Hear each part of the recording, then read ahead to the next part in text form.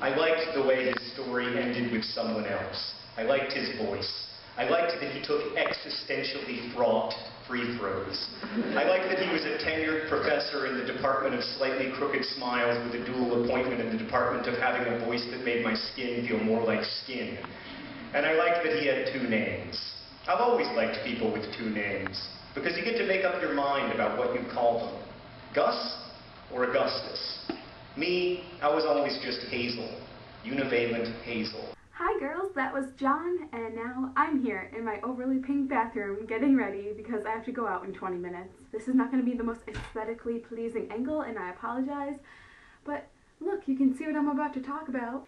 It would be ridiculous to assume that our channel this week is going to be about anything other than The Fault in Our Stars. I've heard praise after praise of this book, I've read reviews, I've listened to podcasts about metaphorical resonance, and while I love all that, I still can't find the words to say what I feel about it myself.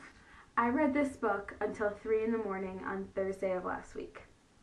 And it hit me so hard that I was sitting in my bed and I was literally propelled up by emotion. I was crying so much.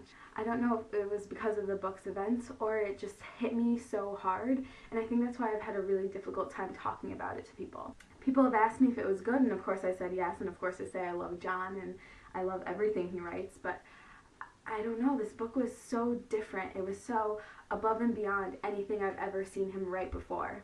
I've always called Paper Towns my favorite book, and I think that still stands strong, but this was something totally different and totally new.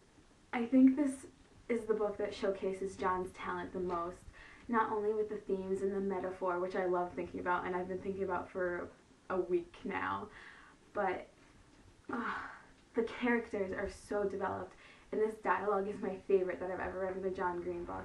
He's always made me laugh, but it has never been as real and as human to this extent.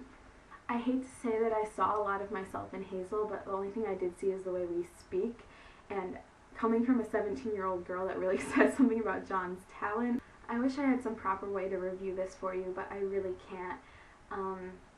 I can't put it into words because I feel the way Hazel does about An Imperial Affliction, even though this book is the New York Times #1 bestseller. My favorite book by a wide margin was An Imperial Affliction, but I didn't like to tell people about it.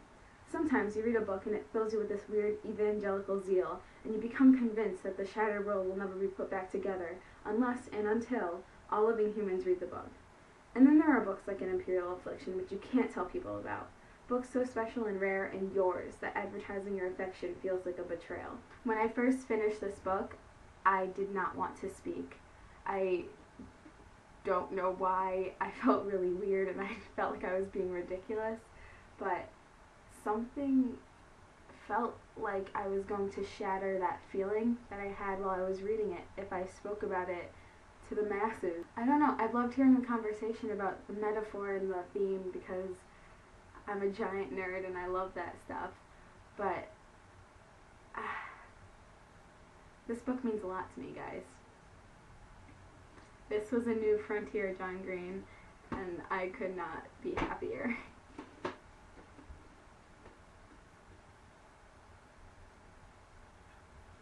You'll just have to trust me on this one.